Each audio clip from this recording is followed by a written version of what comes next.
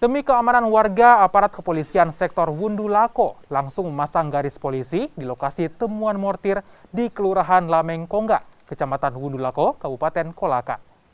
Mortir tersebut diduga peninggalan seorang purnawirawan TNI sisa Perang Timur Timur. Apalagi purnawirawan TNI tersebut pernah menyebut menanam beberapa mortir semasa hidupnya di belakang rumah. Ada banyak Pak di dalam, tapi kan itu sudah aman nih yang di dalam. Nggak usah diganggu gugat itu yang di dalam, karena bapak saya itu ke timur-timur dulu itu, kan dia anggota tentara dulu. Nah, dia ke timur-timur dia bawa itu, tapi kan dia amankan, dia tanam. Nah, ini kan yang muncul ini yang mau diselamatkan ini. Yang di dalam itu nggak usah karena sudah aman itu, dalam dia tanam itu saya punya bapak itu.